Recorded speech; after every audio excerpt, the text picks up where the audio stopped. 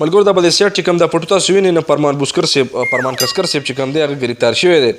او په حوالاتو کې دی نه د هغه حوالاتو هغه شعر به تاسو لیدلی چې یاره اوس ورته وایم چې یاره د شړشم په ګلونو کې چې څنګه نقص وې نو اوس داسې په حوالات کې خو نخوم کښېنه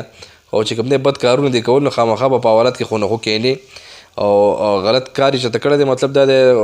بدتمیزي وي کړې یا به چېرته آیس کلي څوک وایي چې په ډانس یې کړی دی اوس د ده صحیح پته نه لګي چې یاره څه کار یې کړی دی او بوشکر صاحب چې کوم دی ډېر زیات په هوا روان و دا تازه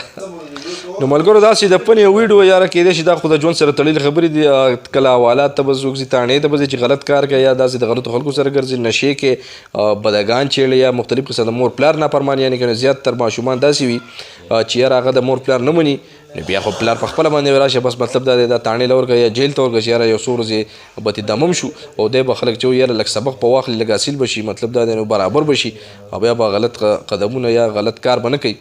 نو ټولو ملګرو ته خواست چې اصل وجه لا څه معلومه نه ده چې یاره به څه ګرفتار شوی دی خو دغه مختلف قسمه خبرې راځي او د نیوز د رپورټ مطابق یاره چې یاره پلار یې د به سره بدتمیزي کړي نو بس پلار یې تاڼې له ورکړلی چې یاره ګرفتار یې کوي اوس څوک وایي چې یاره د په آیس په نشه کې ګرفتار شوی دی څوک وایي چې یاره بدګانو سره ډانس کوو بدګانو وهلی دی د هغو سره غویمه کړل هغو سره ګرفتار شوی دی مختلف قسمه پروپیګنډې روانې دي نو انشاءالله زموږ فرمان کسکر صاحب ته چې کوم دی خواست دی چې په دې حوالات کې مې یو تازه غزل ولیکي او بله خبر دا ده چې یاره کله د دې حوالات نه ضمانت د هغه وشي نو په کار دی چې یاره بل یو تازه غزل پې ولیکي او خپل حقیقت ته بیان کړي چې یاره زه حوالت ته به څه وجه باندې تللی وم